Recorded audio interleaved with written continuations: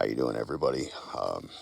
So I've typed some stuff out on my phone, some things that I want to share with you to add clarity to the reason why I'm posting these videos, why I presented part 1, it vibrated my ear, and why I'm working on part 2, it vibrated my ear, why I'm presenting the videos that encompass that time, that period of time when it happened, just prior, during, and just after.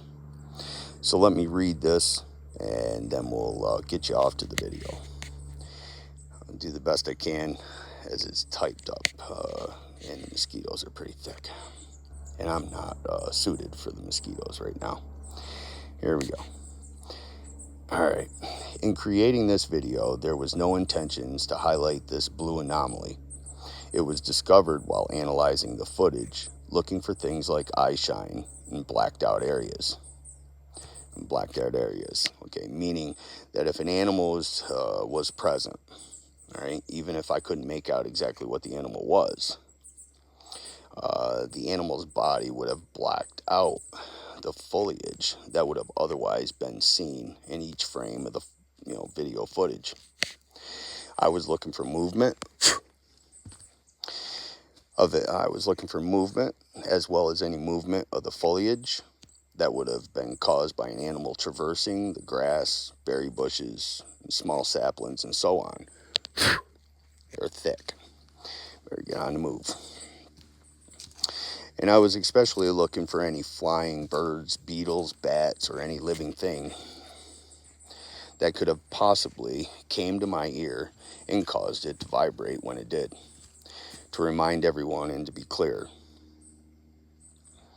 whatever caused my ear to vibrate, which happened just minutes prior to me turning this video that you're going to watch on, is the main reason, is the main purpose, is the answer that I am searching for. What vibrated my ear?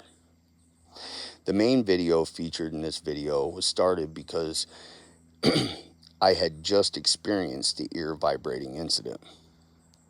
The purpose behind releasing these videos is to provide the viewers with all the footage I ran just prior, during, and after the vibrating incident. Not only to provide full transparency, but also in the hopes that the viewers may provide some insight, some ideas, or may have seen something that I had missed, and by leaving a comment, would provide more leads for me to follow up on, and maybe, just maybe, solve this mysterious blue object dancing in the dark night. I understand this isn't some earth-shattering event, and I don't expect people to go out of their way to help me figure out what this is. I understand the video and its contents is insignificant compared to what others are posting. But when something like this happens to you, it's important to you. It becomes important to you, and it is important to me. And I want to know what this is. And so I appreciate everyone's patience. I appreciate your support. And, we'll get you off to the video. Just a little reminder, I would like you to stop this video. Go get your noise canceling earphones. Get yourself into a pitch dark room that's quiet and enjoy the video. It's pretty cool. Enjoy.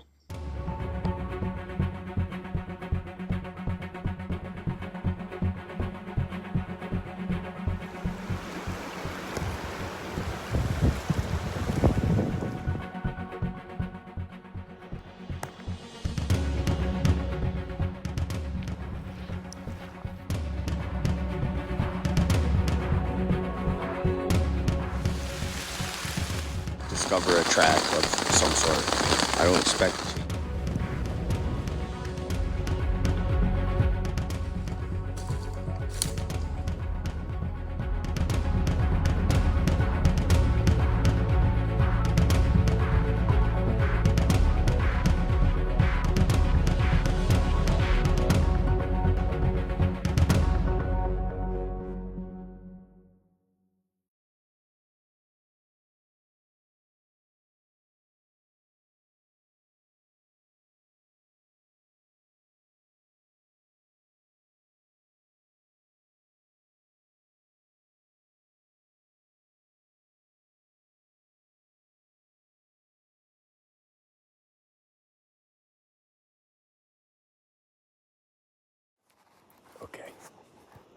It just did it again.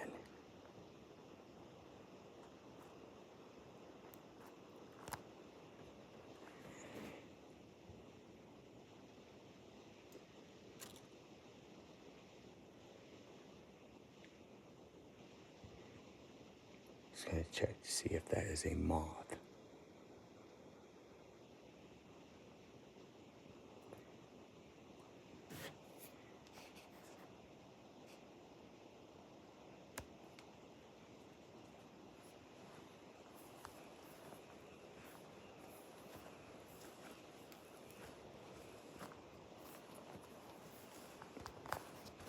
Came over the truck.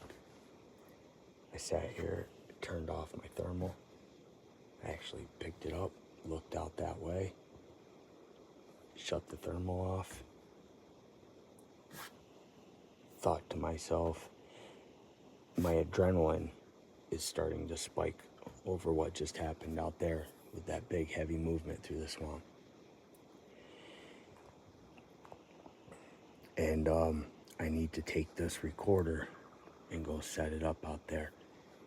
And when I was back there, and it was either there or no, it was right here. Okay, yeah, it was right here. And I said, that must have been the wood that fell. Something went, I can't even do it fast enough. Like a big moth, like a hummingbird. And I thought that something happened in the fire. I turned around, I did what I told you, took this, looked over there, shut it off, set it down. I put my hands down on this tailgate, and this time I felt it shake my left ear. I felt it shake my left ear. Just like that. That really happened. And I don't know what it was. And I just think it could have been a big miller.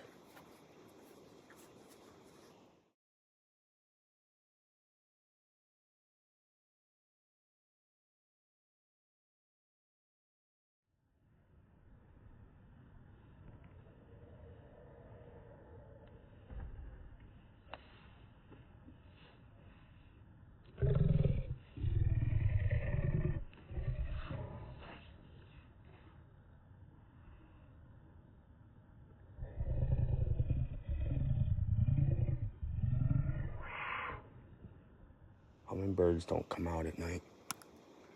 Not that I know of. A bat wouldn't stay there that long. It was right there. A full sustained second then. Let me shut this light off.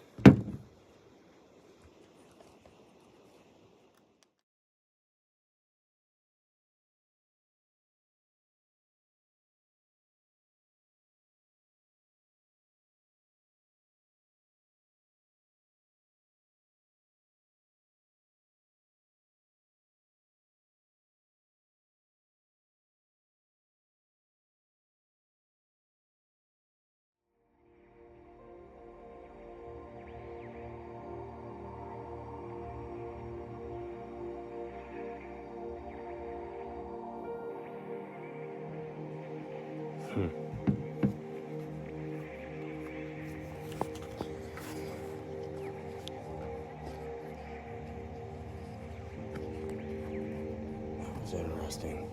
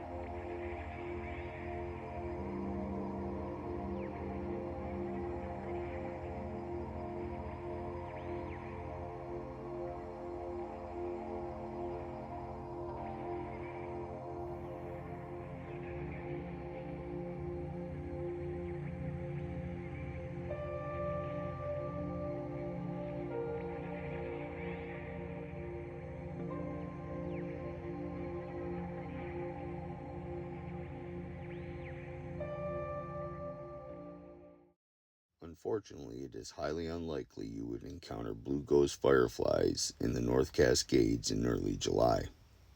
Blue ghost fireflies are primarily found in the eastern central United States, with a core range in the southern Appalachian Mountains. There are reports in the Midwest, Mid-Atlantic, and Southeast regions. While the Pacific Northwest does have firefly species, including glowworms, flashing fireflies have mainly been documented east of the Cascade Mountains.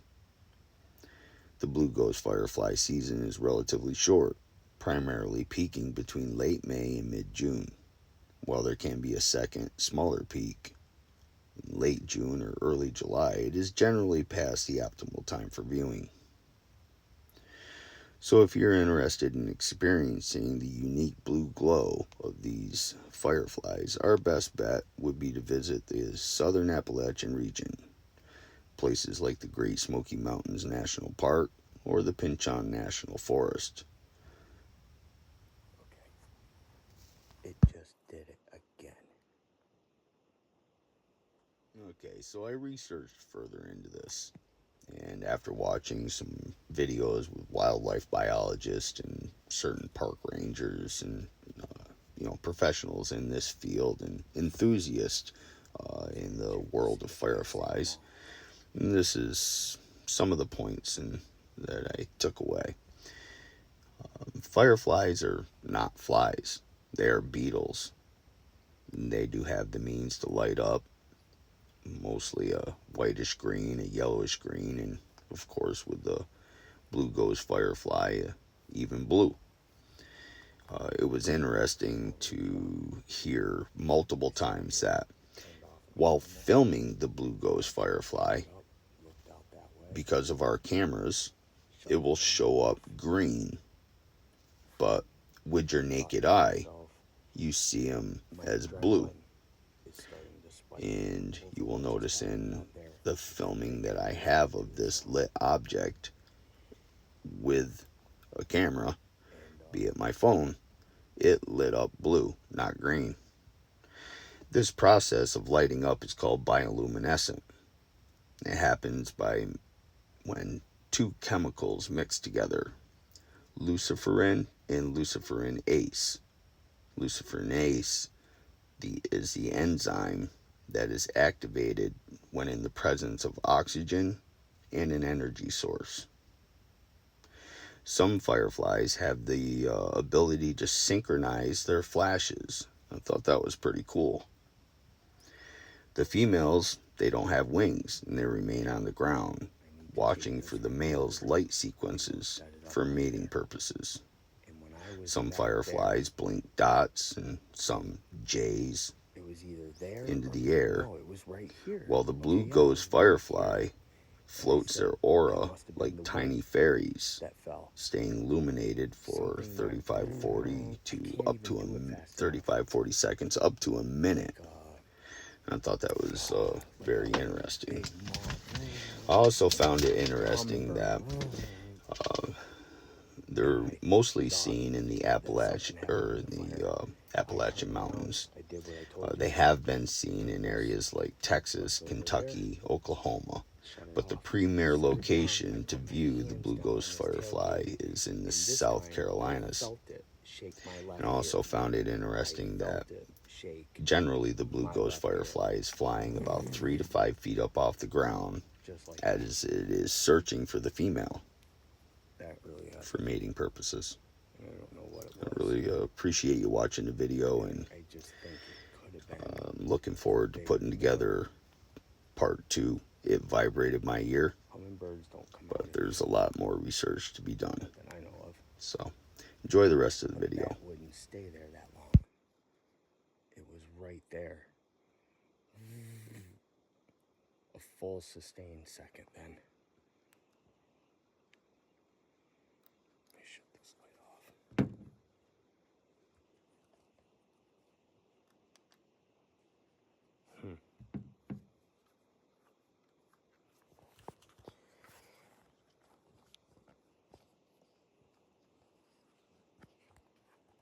That was interesting.